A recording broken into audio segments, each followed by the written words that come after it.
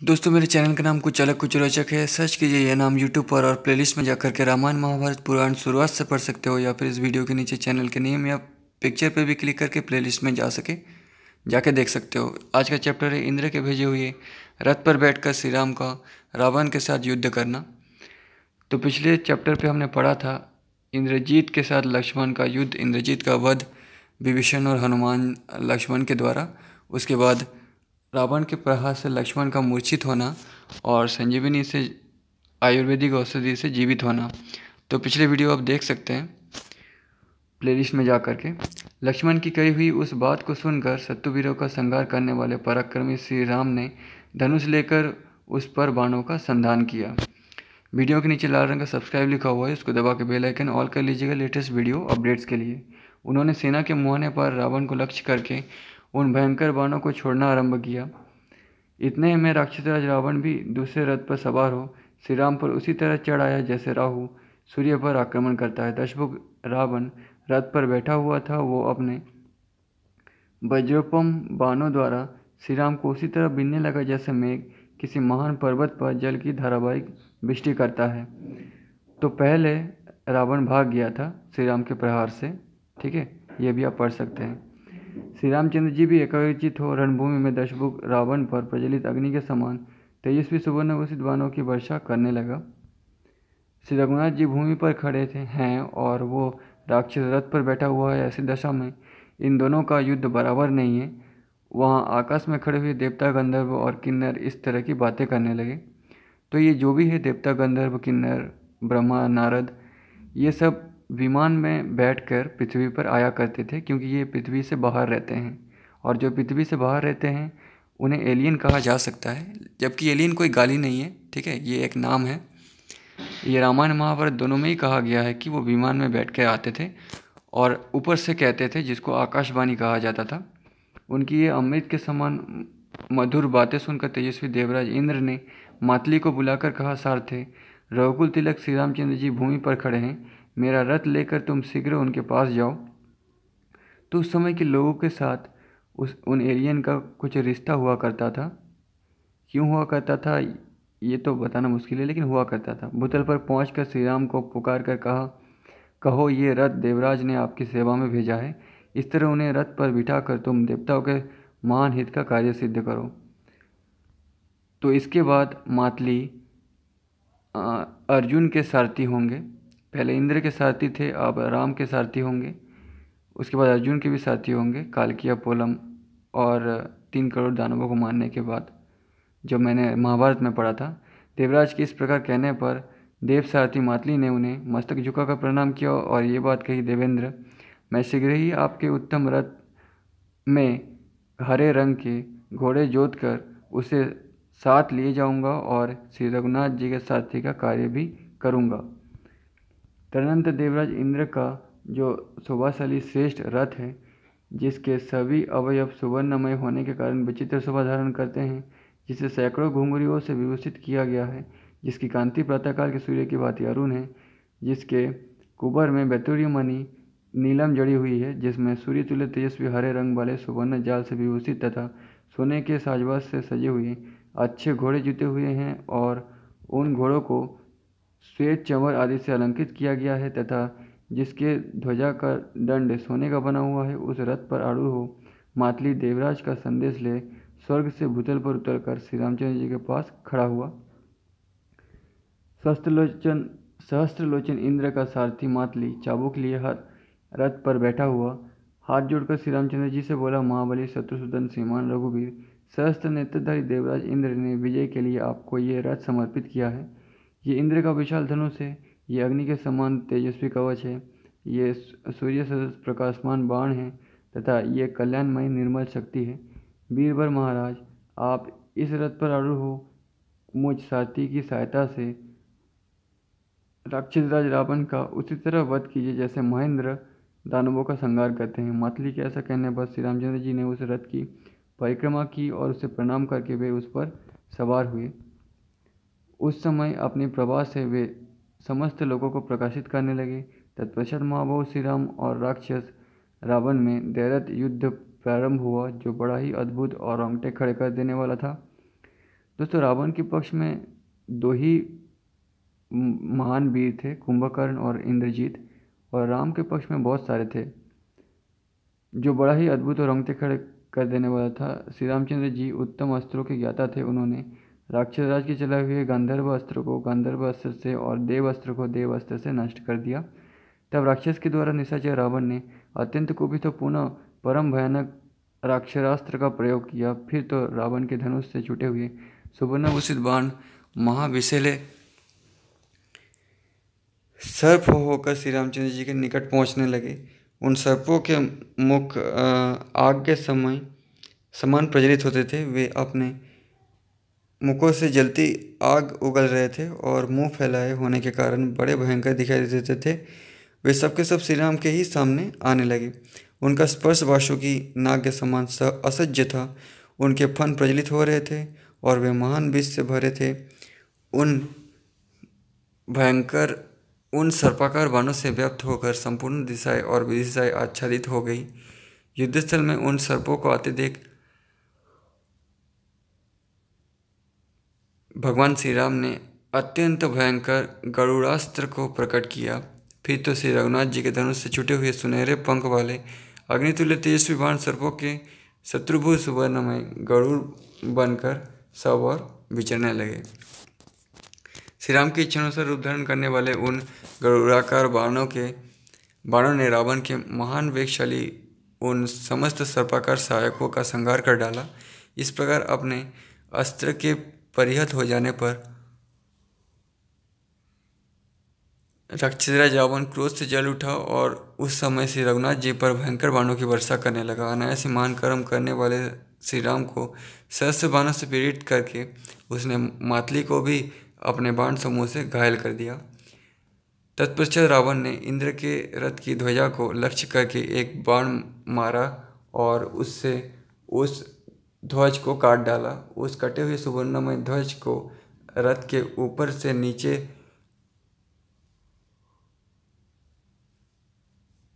उसके निचले भाग में गिराकर रावण ने अपने बाणों के जाल से इंद्र के घोड़ों को भी क्षतविगत कर दिया। ये देख देवता गंधर्व सारण और दानव विषाद में डूब गए। श्री राम को पीड़ित देख सिद्ध और महर्षियों के मन में भी बड़ी व्यथा हुई। विभीषण सहित सारे वानर युद्धपति भी बहुत दुखी हो गए। श्री राम रूपी चंद्रमा को रावण रूपी राहु से ग्रस्त हुआ देख बुध नामक ग्रह, जिसके देवता प्रजापति हैं, उस चंद्र प्रिया रोहिणी नामक नक्षत्र पर आक्रमण करके प्रजावर्ग के लिए अहितकारक हो गया। समुद्र प्रज्वलित सा होने लगा। उसकी लहरों से धुआं सा उठने लगा और वो कुपित सा होकर ऊपर की ओर इस प्रकार बढ़ने लगा मानो सूर्यदेव को छू लेना चाहते हैं। सूर्य की किरणें मंद हो गई। उसकी कांति तलवार की भांति काली पड़ गई।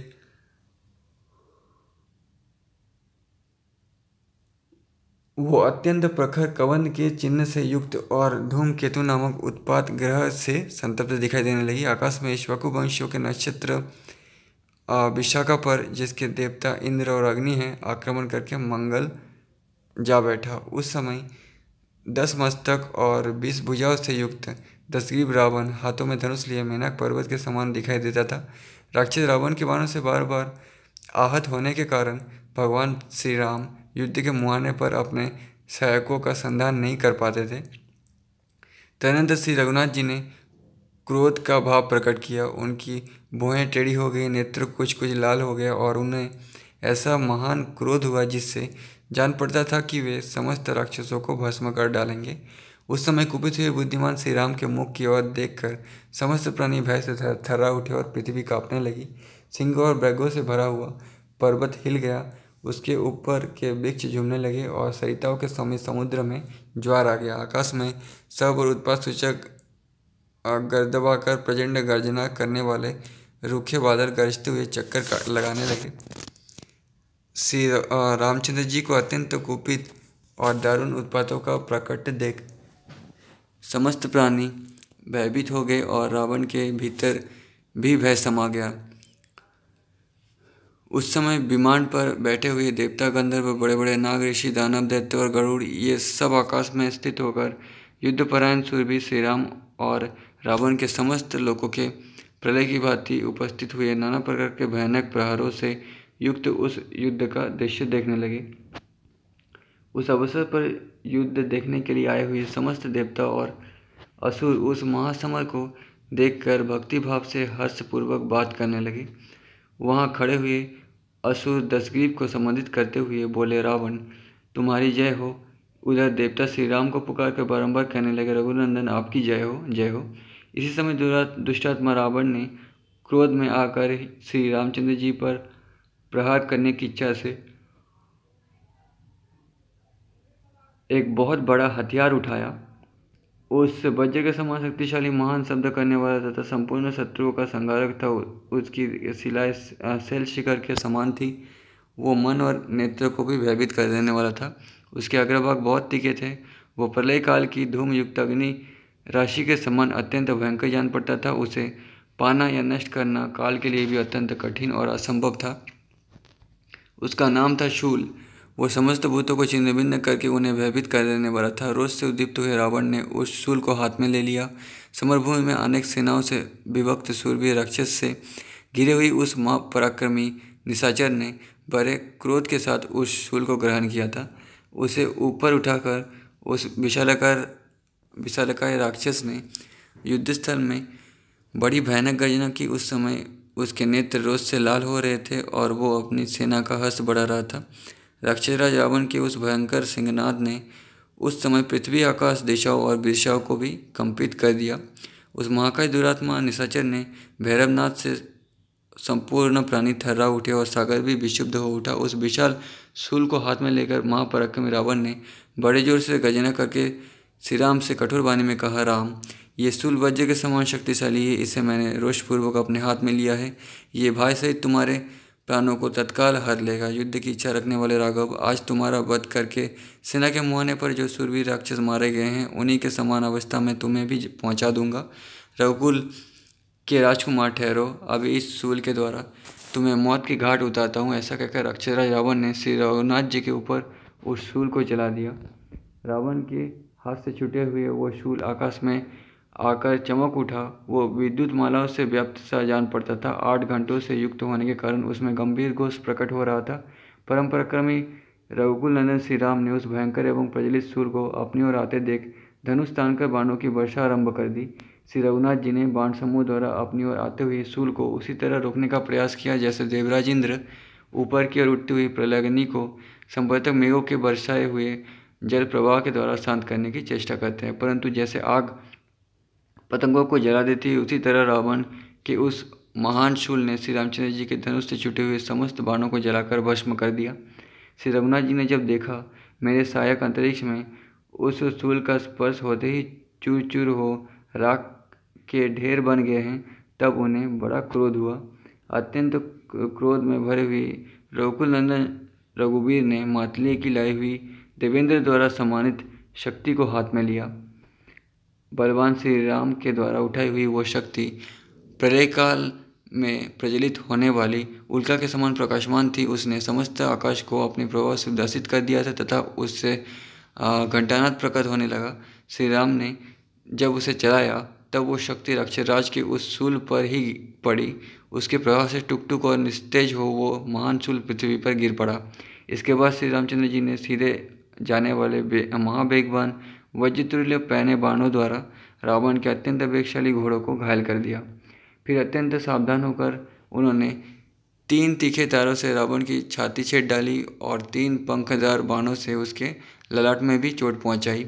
उन बाणों की मार से रावण के सारे अंग क्षत विक्षत हो गए। उसके सारे शरीर से खून की धारा बहने लगी। उस समय अपने सैन्य समूह से खड़ा हुआ राक्षसराज रावण फूलों से भरे हुए अशोक वृक्ष के समान शोभा पाने लगा। श्री रामचंद्र जी के बाणों से जब सारा शरीर अत्यंत घायल हो गया, रावण का लहूलुहान हो गया, तब निशाचर राज रावण को उस रणभूमि में बड़ा खेद हुआ। साथ ही उस समय उसने बड़ा भारी क्रोध प्रकट किया। Next chapter. श्री रामचंद्र जी के द्वारा क्रोधपूर्वक अत्यंत पीड़ित किए जाने पर युद्ध की इच्छा रखने वाले रावण को महान क्रोध आया। उसने अग्नि के समान प्रज्वलित हो उठा। हो उस पराक्रमी वीर ने अमरपूर्वक धनुष उठाया और अत्यंत कुपित हो उस महासमर में श्री रघुनाथ जी को पीड़ित करना आरंभ किया। जैसे बादल आकाश से जल की धारा बरसा कर तालाब को भर देता है, उसी तरह रावण ने सहस्त्र बाण धाराओं की वृष्टि करके श्री रामचंद्र जी को आच्छादित कर दिया। युद्धस्थल में रावण के धनुष से छूटे हुए बाण समूह से व्याप्त हो जाने पर भी श्री रघुनाथ जी विचलित नहीं हुए, क्योंकि वे मान पर्वत की भांति अचल थे। वे समरांगन में अपने बाणों से रावण के बाणों का निवारण करते हुए स्थिर भाव से खड़े रहे। उन पराक्रमी रघुवीर ने सूर्य की किरणों की भांति शत्रुओं के बाणों को ग्रहण किया। तदनंतर शीघ्रतापूर्वक हाथ चलाने वाले निशाचर रावण ने कुपित महात्मा राघवेंद्र की छाती में सहस्त्र बाण मारे। समरभूमि में उन बाणों से घायल हुए लक्ष्मण के बड़े भाई श्री राम रक्त से नहा उठे। श्री राम के शरीर से रक्त निकलने लगा और जंगल में खिले हुए पलाश के महान वृक्ष की भांति दिखाई देने लगे। उन बाणों के आघात से कुपित हो महातेजस्वी श्री राम ने प्रलय काल के सूर्य की भांति तेजस्वी सहायकों को हाथ में लिया। फिर तो वे दोनों परस्पर रोषावेश से युक्त हो बाण चलाने लगे। समरांगन में बाणों से अंधकार सा छा गया। उस समय श्री राम और रावण दोनों एक दूसरे को देख नहीं पाते थे। इसी समय क्रोध से भरे हुए बीर दशरथ कुमार श्री राम ने रावण से हंसते हुए कठोर वाणी में कहा, नीच राक्षस, तू मेरे अनजान में जनस्थान से मेरी असहाय स्त्री को हर लाया, इसलिए तू बलवान या पराक्रमी तो कदापि नहीं है। विशाल वन में मुझसे विलग हुई दीन अवस्था में विद्यमान विजय राजकुमारी सीता का बलपूर्वक अपहरण करके तू अपने आप को शूरवीर समझता है। असहाय अबलाओं पर वीरता दिखाने वाले निशाचर, परस्त्री के अपहरण जैसे कापुरुषित कर्म करके तू अपने को शूरवीर मानता है। धर्म की मर्यादा भंग करने वाले पापी, निर्लज और सदाचार शून्य निशाचर, तूने बल के घमंड में वैदेही के रूप में अपनी मौत बुलाई है। क्या अब भी तू अपने को शूरवीर समझता है? तू बड़ा शूरवीर, बल संपन्न और साक्षात कुबेर का भाई जो है, इसलिए तूने ये परम प्रशंसनीय और महान यशोवर्धक कर्म किया है। अभिमान पूर्वक किए गए उन निंदित और अहितकर पाप कर्मों का जो महान फल है, उसे तू आज अभी प्राप्त कर ले। खोटी बुद्धि वाले निशाचर, तू अपने को शूरता से संपन्न समझता है, किंतु सीता को चोर की तरह चुराते समय तुझे तनिक भी लज्जा नहीं आई। यदि मेरे समीप तू सीता का बलपूर्वक अपहरण करता तो अब तक मेरे सहायकों से मारा जाकर अपने भाई खर का दर्शन करता होता। मंदबुद्धे, सौभाग्य की बात है कि तू मेरी आंखों के सामने आ गया है। आज मैं अभी तुझे अपने तीखे बाणों से यमलोक पहुंचाता हूँ। आज मेरे बाणों से कटकर रणभूमि की धूल में पड़े हुए जगमगाते हुए कुंडलों से युक्त तेरे मस्तक को मांसभक्षी जीव जंतु घसीटेंगे। रावण, तेरी लाश पृथ्वी पर फेंकी पड़ी हो, उसकी छाती पर बहुत से गिद्ध टूट पड़े और बाणों की नोक से किए हुए छेद के द्वारा प्रज्वलित होने वाले तेरे खून को बड़ी प्यास के साथ पिए।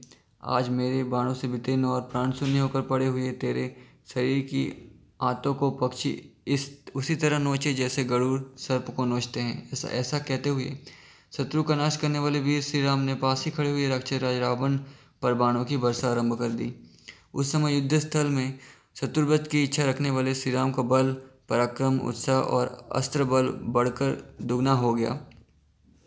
आत्मज्ञानी रघुनाथ जी के सामने सभी अस्त्र अपने आप प्रकट होने लगे। अस्त्र और उत्साह के कारण महातेजस्वी भगवान श्री राम का हाथ बड़ी तेजी से चलने लगा। अपने में ये शुभ लक्षण प्रकट हुए जान राक्षसों का अंत करने वाले भगवान श्री राम पुनः रावण को प्रेरित करने लगे। बानरों के जलाए हुए प्रस्थ समूह और श्री रामचंद्र जी के छोड़े हुए बाणों की वर्षा से आहत होकर रावण का हृदय व्याकुल एवं विभ्रांत हो उठा। जब हृदय की व्याकुलता के कारण उसमें शस्त्र उठाने, धनुष को खींचने और श्री राम के पराक्रम का सामना करने की क्षमता नहीं रह गई, तथा जब श्री राम के शीघ्रतापूर्वक चलाए हुए बाण एवं भांति भांति के शस्त्र उसकी मृत्यु के साधक बनने लगे और उसका मृत्युकाल समीप आ पहुँचा, तब उसकी ऐसी अवस्था देख उसका रथ चालक सारथी बिना किसी घबराहट के उसके रथ को रणभूमि से दूर हटा ले गया। अपने राजा को शक्तिहीन होकर रथ पर पड़ा देख रावण का सारथी मेघ के समान गंभीर घोष करने वाले उसके भयानक रथ को लौटाकर उसके साथ ही भय के मारे समरभूमि में बाहर निकल गया। नेक्स्ट चैप्टर, रावण का सारथी को फटकारना। सारथी का अपने उत्तर से रावण को संतुष्ट करके रथ को रणभूमि में पहुंचाना। रावण काल की शक्ति से प्रेरित हो रहा था, अतः मोहवश अत्यंत कुपित और क्रोध से लाल आंखें करके अपने साथी से बोला, दुर्बुद्धे, क्या तूने मुझे पराक्रम शून्य, असमर्थ, पुरुषार्थ शून्य, डरपोक, ओछा, धैर्यहीन, निस्तेज, माया रहित और अस्त्रों के ज्ञान से वंचित समझ रखा है, जो मेरी अवहेलना करके तू अपनी बुद्धि से मनमाना काम कर रहा है? तूने मुझसे पूछा क्यों नहीं, मेरा अभिप्राय क्या है, ये जाने बिना ही मेरा अवहेलना करके तू किस लिए शत्रु के सामने से मेरा रथ हटा लाया? अनाथ, आज तूने मेरे चिरकाल से उपार्जित यश, पराक्रम, तेज और विश्वास पर पानी फेर दिया। मेरे शत्रु का बल पराक्रम विख्यात है, उसे अपने बल विक्रम द्वारा संतुष्ट करना मेरे लिए उचित है, और मैं युद्ध का लोभी हूँ, तो भी तूने रथ हटाकर शत्रु की दृष्टि में मुझे कायर सिद्ध कर दिया है। दुर्बुद्धे, यदि तू इस रथ को मोहवश किसी तरह भी शत्रु के सामने नहीं ले जाता है, तो मेरा वो अनुमान सत्य है कि शत्रु ने तुझे घूंस देकर फोड़ दिया है। हित चाहने वाले मित्र का ये काम नहीं है। तूने जो कार्य किया है वो शत्रु के करने योग्य है। यदि तू मेरे साथ बहुत दिनों से रहा है और यदि मेरे गुणों से तुझे स्मरण है, तो मेरे इस रथ को शीघ्र लौटा ले चल। कहीं ऐसा ना हो कि मेरा शत्रु भाग जाए। यद्यपि सारथी की बुद्धि में रावण के लिए हित की ही भावना थी, तथापि उस मूर्ख ने जब उससे ऐसी कठोर बात कही, तब सारथी ने बड़ी विनय के साथ ये हितकर वचन कहा, महाराज, मैं डरा नहीं हूँ, मेरे विवेक भी नष्ट नहीं हुआ है और ना मुझे शत्रु ने ही बहकाया है। मैं असावधान भी नहीं हूँ। आपके प्रति मेरा स्नेह भी कम नहीं हुआ है, तथा आपने जो मेरा सत्कार किया है उसे भी मैं नहीं भूला हूँ। मैं सदा आपका हित चाहता हूँ और आपके यश की रक्षा के लिए ही यत्नशील रहता हूँ। मेरा हृदय आपके प्रति स्नेह से आर्द्र है। इस कार्य से आपका हित होगा, ये सोचकर ही मैंने इसे किया है, भले ही ये आपको अप्रिय लगा हो। महाराज, मैं आपके प्रिय और हित में तत्पर रहने वाला हूँ, अतः इस कार्य के लिए आप किसी ओछे या अनाथ पुरुष की भांति मुझ पर दोषारोपण ना करें। जैसे चंद्रोदय के कारण बड़ा हुआ समुद्र का जल नदी के वेग को पीछे लौटा देता है, उसी प्रकार मैंने जिस कारण से आपके रथ को युद्धभूमि में पीछे हटाया है उसे बताता हूँ, सुनिए। उस समय मैं ये समझा था कि आप महान युद्ध के कारण थक गए हैं। शत्रु की अपेक्षा मैंने आपकी प्रबलता नहीं देखी, आप में अधिक पराक्रम नहीं पाया। मेरे घोड़े भी रथ को खींचते खींचते थक गए थे, इसलिए पांव लड़खड़ा रहे थे। ये धूप से पीड़ित हो वर्षा की भांति मारी हुई गौ के समान दुखी हो गई थी। साथ ही इस समय मेरे सामने जो जो लक्षण प्रकट हो रहे हैं, यदि वे सफल हुए तो हमें उसमें अपना अमंगल ही दिखाई देता है। साथी को देश काल का, शुभाशुभ लक्षण का, रथी की चेष्टाओं का अनुत्साह और खेद का तथा बलाबल का भी ज्ञान रखना चाहिए। धरती के जो ऊंचे नीचे सम विषम स्थान हो उनकी भी जानकारी रखनी चाहिए। युद्ध का उपयुक्त अवसर कब होगा इसे जानना और शत्रु की दुर्बलता पर भी दृष्टि रखनी चाहिए। शत्रु के पास जाने, दूर हटने, युद्ध में स्थिर रहने तथा युद्धभूमि में अलग हो जाने का उपयुक्त अवसर कब आता है, इन सब बातों को समझना रथ पर बैठे हुए साथी का कर्तव्य है। आपको तथा इन रथ के घोड़ों को थोड़ी देर तक विश्राम देने और खेद दूर करने के लिए मैंने जो कार्य किया है सर्वथा उचित ही है। वीर प्रभु, मैंने मनमानी करने के लिए नहीं, स्वामी के स्नेहवश उनकी रक्षा के लिए इस रथ को दूर हटाया है। शत्रुसूदन वीर, अब आज्ञा दीजिए। आप ठीक समझ कर जो कुछ भी कहेंगे उसे मैं मन में आपके ऋण से उत्तीर्ण होने की भावना रखकर करूँगा। साथी के इस कथन से रावण बहुत संतुष्ट हुआ और नाना प्रकार से उसकी सराहना करके युद्ध के लिए ललुप होकर बोला, सूत, अब तुम इस रथ को शीघ्र राम के सामने ले चलो। रावण समर में अपने शत्रु को मारे बिना घर नहीं लौटेगा। ऐसा कहकर अक्षयराज रावण ने साथी को पुरस्कार के रूप में अपने हाथ का एक सुंदर आभूषण उतार कर दे दिया। रावण का आदेश सुनकर साथी ने पुनः रथ को लौटाया। रावण की आज्ञा से प्रेरित हो साथी ने तुरंत ही अपने घोड़े हाँके। फिर तो अक्षयराज का वो विशाल रथ क्षण भर में युद्ध के मुहाने पर श्री रामचंद्र जी के समीप जा पहुँचा। नेक्स्ट चैप्टर, अगस्त मुनि का श्री राम को विजय के लिए आदित्य हृदय की पाठ की सम्मति देना। उधर श्री रामचंद्र जी युद्ध से थक कर चिंता करते हुए रणभूमि में खड़े थे। इतने में रावण भी युद्ध के लिए उनके सामने उपस्थित हो गया। ये देख भगवान अगस्त्य मुनि, जो देवताओं के साथ युद्ध देखने के लिए आए थे, श्री राम के पास जाकर बोले, सबके हृदय में रमण करने वाले माँ बहू राम, ये सनातन गोपनीय स्तोत्र सुनो वत्स। इसके जप से तुम युद्ध में अपने समस्त शत्रुओं पर विजय पा जाओगे। इस गोपनीय स्तोत्र का नाम है आदित्य हृदय। वो परम पवित्र और संपूर्ण शत्रु का नाश करने वाला है। इसके जप से सदा विजय की प्राप्ति होती है। यह नित्य अक्षय और परम कल्याणमय स्तोत्र है। संपूर्ण मंगलों का भी मंगल है। इससे सब पापों का नाश हो जाता है। यह चिंता और शोक को मिटाने वाला और आयु को बढ़ाने वाला उत्तम साधन है। भगवान सूर्य अपनी अनंत किरणों से सुशोभित हैं। ये नित्य उदय होने वाले देवता और असुरों से नमस्कृत विश्वशान नाम से प्रसिद्ध प्रभा का विस्तार करने वाले और संसार के स्वामी हैं। इनका संपूर्ण देवता इन्हीं के स्वरूप है। ये तेज की राशि तथा अपनी किरणों से जगत को सत्ता और स्फूर्ति प्रदान करने वाले हैं। यही अपनी रश्मियों का प्रसार करके देवता और असुरों सहित संपूर्ण लोगों का पालन करते हैं। यही ब्रह्मा विष्णु शिव स्कंद प्रजापति इंद्र कुबेर काल यम चंद्रमा वरुण पितर वसु श्राद्ध अश्विनी कुमार मरुदगण मनु वायु अग्नि प्रजा प्राण ऋतुओं को प्रकट करने वाले तथा प्रभा के कुंज हैं।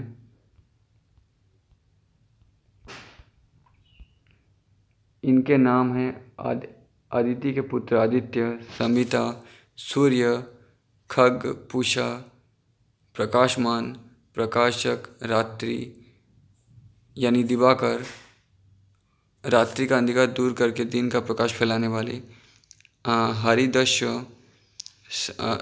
सप्तसप्ती, सहस्त्राक्षी, तिमिरो मंथन, शंभु, तष्टा, मार्तंडक, अंशुमान, त्रिशिरा, तपन, अहस्कर, रवि, अग्निगर्भ, शंख, शिशिरनाशक, सोमनाथ, ऋज, यजु, मेधी, विंध्यवी, थिलंगम, आवती, मंडली, पिंगल, कवि, रक्त, विश्व, सवर्तपन, मृत्यु, नक्षत्र ग्रह और तारों के स्वामी विश्वभावन। इन सभी नामों से प्रसिद्ध सूर्यदेव आपको नमस्कार है। पूर्वगिरी उदयाचल और पश्चिमगिरी अस्ताचल के रूप में आपको नमस्कार है। ग्रहों और तारों के स्वामी तथा दिन के अधिपति आपको प्रणाम है। आप जय स्वरूप तथा विजय और कल्याण के दाता है। आपके रथ में हरे रंग के घोड़े जुते हुए हैं। आपको बारंबार नमस्कार है। शस्त्र किरणों से विभूषित भगवान सूर्य आपको बारंबार प्रणाम है। आप आदित्य के पुत्र होने के कारण आदित्य नाम से प्रसिद्ध हैं। आपको नमस्कार है। उग्र वीर और सारंग सूर्यदेव को नमस्कार है। कमलों को विकसित करने वाले प्रचंड तेजधारी मार्तंड को प्रणाम है। आप ब्रह्मा शिव और विष्णु के भी स्वामी हैं। सूर्य आपकी संज्ञा है। ये सूर्यमंडल आपका ही तेज है। आप प्रकाश से परिपूर्ण हैं। सबको स्वाहा कर देने वाले अग्नि आपका ही स्वरूप है। आप रुद्र रूप धारण करने वाले हैं। आपको नमस्कार है। आप अज्ञान और अंधकार के नाशक, जड़ता और शौच के निवारक तथा शत्रु का नाश करने वाले हैं। आपका स्वरूप अप्रमेय है। आप कृतज्ञ का नाश करने वाले संपूर्ण ज्योतियों के स्वामी और देवेश्वर हैं। आपको नमस्कार है। आपकी प्रभा तपाए हुए सुवर्ण के समान है। आप हरि और विश्वकर्मा हैं। तम के नाशक, प्रकाश स्वरूप और जगत के साक्षी हैं। आपको नमस्कार है। रघुनंदन, ये भगवान सूर्य की संपूर्ण भूतों का संहार, सृष्टि और पालन करते हैं। ये भगवान सूर्य ही संपूर्ण भूतों का संहार, सृष्टि और पालन करते हैं। यही अपनी किरणों से गर्मी पहुंचाते और वर्षा करते हैं। ये सब भूतों में अंतर्यामी रूप में स्थित होकर उनके सो जाने पर भी जागते हैं। यही अग्निहोत्र और अग्निहोत्री पुरुषों को मिलने वाले फल हैं। यज्ञ में भाग ग्रहण करने वाले देवता यज्ञ और यज्ञ के फल भी यही हैं। संपूर्ण लोकों में जितनी क्रियाएं होती है उन सब का फल देने में यही पूर्ण समर्थ है। राघव, विपत्ति में, कष्ट में, दुर्गम मार्ग में या और किसी भय के अवसर पर जो कोई पुरुष इन सूर्यदेव का कीर्तन करता है उसे दुख नहीं भोगना पड़ता। इसलिए तुम एकाग्रचित होकर इन दिवालीदेव जगदीश्वर की पूजा करो। इन आदित्य हृदय का 3 बार जप करने से तुम युद्ध में विजय पाओगे। माँ बहू तुम इसी क्षण रावण का वध कर सकोगे। वो कहकर अगस्त्य जी जैसे आए थे उसी प्रकार चले गए। उनका उपदेश सुनकर माँ तेजस्वी श्री रामचंद्र जी का शोक दूर हो गया। उन्होंने प्रसन्न होकर युद्धस्थल में आदित्य हृदय को धारण किया और 3 बार आचमन करके युद्ध शुद्ध हो भगवान सूर्य की ओर देखते हुए इसका 3 बार जप किया। इससे उन्हें बड़ा हर्ष हुआ।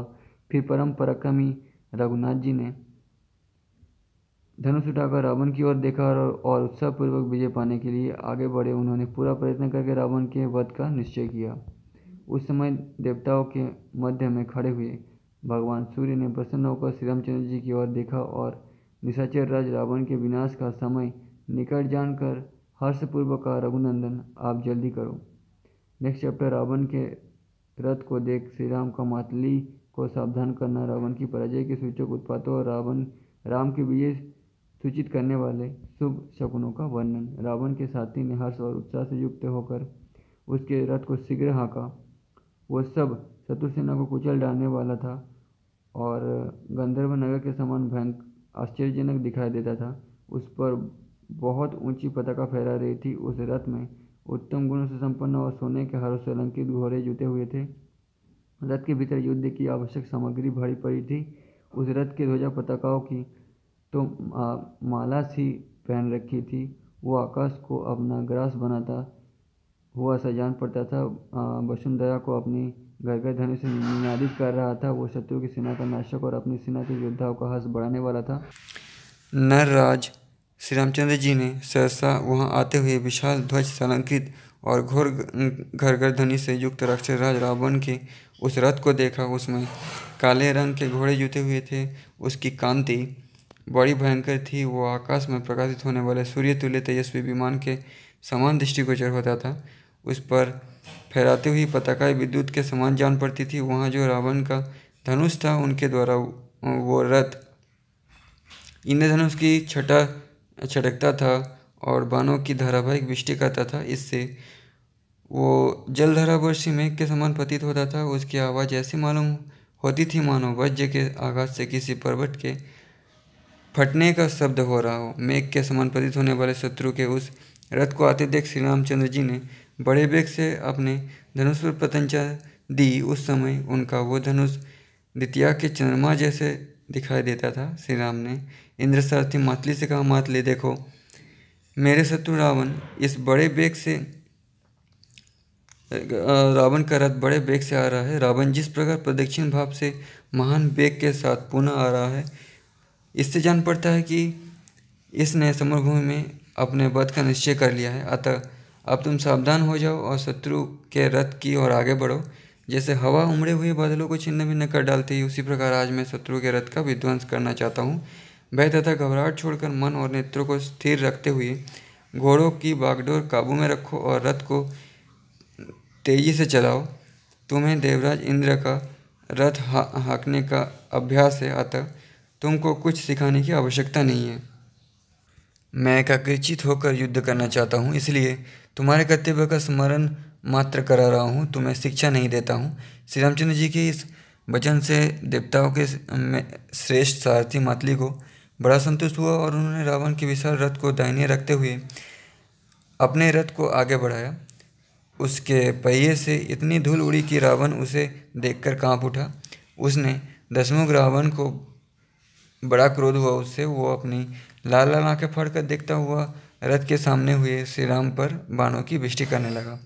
उसके इस आक्रमण से श्री रामचंद्र जी को बड़ा क्रोध हुआ। फिर रोष के साथ ही धैर्य धारण करके युद्धस्थल में उन्होंने इंद्र का धनुष हाथ में लिया, जो बड़ा ही वेगशाली था। साथ ही सूर्य की किरणों के समान